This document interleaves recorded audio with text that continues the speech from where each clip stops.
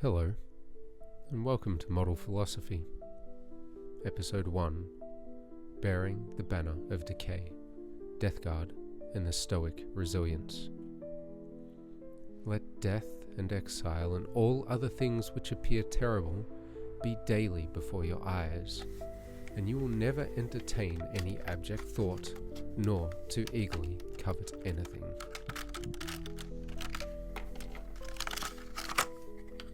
There's a model on my desk, still in parts, the standard bearer, Death Guard.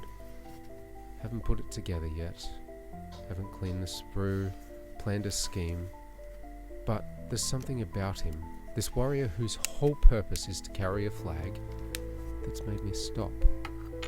Because truthfully, I don't understand it, not yet. In a world where every piece is geared toward action, killing, or survival, he does none of those things.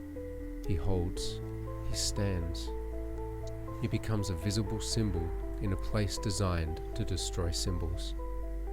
And that's given me pause. He reminds me of something older than fiction, something quieter than war, the ancient practice of carrying death with you not as a burden but as a guide, the Stoic principle of memento mori. Before we assemble this plastic and put some paint on it, it has been a question. What does it mean to carry something instead of fight? What does it mean to be a standard bearer in a time that no longer uses them? And have we, in gaining distance from death, lost the clarity it used to give us? This is not a meditation on tactics or law or paint. It's a meditation on what it means to stand for something and to do so visibly, even when it costs you everything. Part 2, without panic. Memento mori. Remember, you must die. The phrase is older than it sounds, Roman mostly, but like many ideas that survive too long in quotes and thumbnails, it's been flattened, turned from reflection into branding. Once it was a practice, a way of carrying death, not morbidly, not dramatically, but steadily. It wasn't nihilism, it was focus. And for the Stoics, death wasn't an interruption, it was a frame, the final shape that made the present one visible. And yet, even as I speak this, I feel the tension, because Stoicism in the modern world is everywhere. Quote accounts, cold showers, grind-set podcasts, austerity with a side of merch. It's easy to signal it, much harder to sit with it. So this is not a declaration of alignment, to pause, a small meditation. Because this part of it, the idea we carry death not in fear, but in awareness, it still matters. And maybe that's what this model is trying to tell me, that to carry a banner might once have meant more than it does now, not to direct battle, but to remind others that this still matters.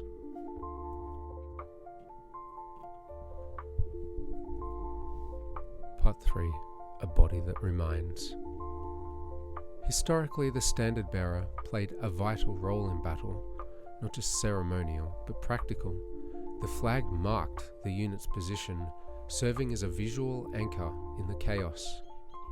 Troops were ordered to stay close to it to maintain cohesion, and commanders could direct formations simply by repositioning the standard. In the chaos of smoke and steel, the banner told you where your people were. It marked the line, it held the center. If the standard stood, the fight could still be won. And so the bearer became something more than a soldier. They were the anchor, the signpost, the visible core of whatever remained unbroken. It was a position of honor, but also one of exposure. To carry the standard was to become the target, because if the symbol fell, morale followed. When the standard stood, the line held. When it fell, everything else began to unravel. Modern warfare moves invisibly. Encrypted channels, thermal vision, remote coordination. No one carries a flag into battle anymore. And yet the role survives, just not in combat.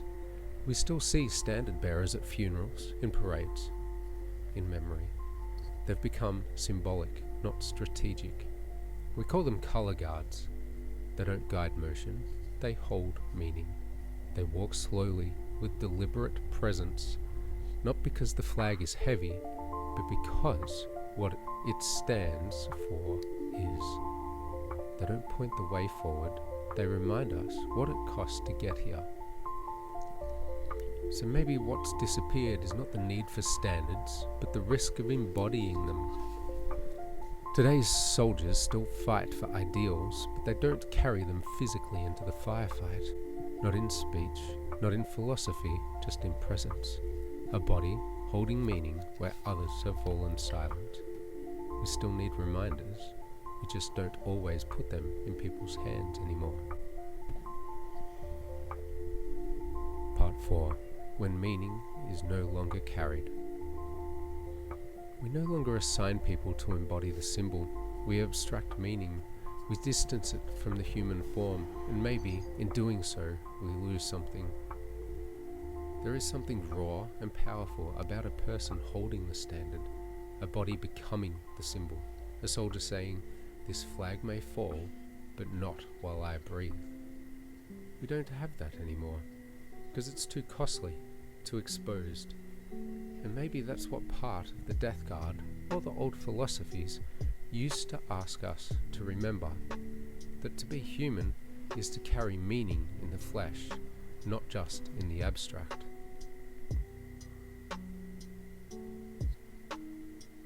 For most of human history, death was proximate.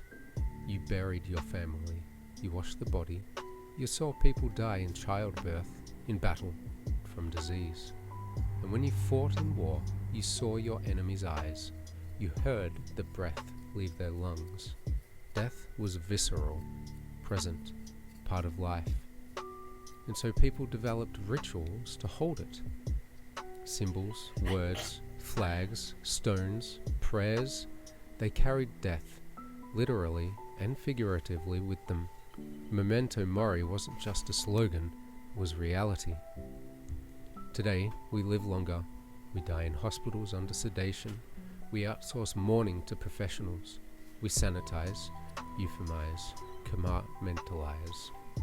Death is rarely seen, and even more rarely touched. So we don't remember it in the same way. We don't carry it, we delegate it. And just as no one is a standard bearer in battle anymore, few of us are carriers of memory in daily life. The modern person has no flag in hand, no skull on the desk. Death is outsourced, symbols are abstract, and meaning becomes thin. We no longer see banners raised in the field, just as we no longer keep death near at hand. Both have become abstract. Death hidden behind medical systems, banners behind ceremony. In war, we've removed the visible symbol. In life, we've removed the visible end. And yet both once served the same purpose, to guide. The banner bearer stood not for glory, but to give shape to the chaos, so others would know where they stood. Memento Mori serves the same role in life. It doesn't command, it reminds. Not to fear death, but to live with purpose, to orient ourselves when everything else begins to fray. The banner says, "Here is the center." The whisper of death said, "This is why it matters." Part 4. To stand and hold. And as I sat with this model, I began to understand. It's not just a miniature, it's a process, a quiet construction of something we no longer carry in the open. We don't bear standards anymore, not in war, not in life. We don't look to death in the eye in the same way that we used to. We delegate it, delay it, and forget it. But here, in this small act of assembly, I'm constructing a reminder, a memento. He won't win battles, but he will stand. And in standing, he might say something we've stopped saying, that this mattered, that we were here, that death was not something to run from, but something to carry carefully, so others remember what was worth living for. And maybe that's the role now, not to kill, not to lead, but to remind. A body that holds a symbol, even when the world forgets what it's for.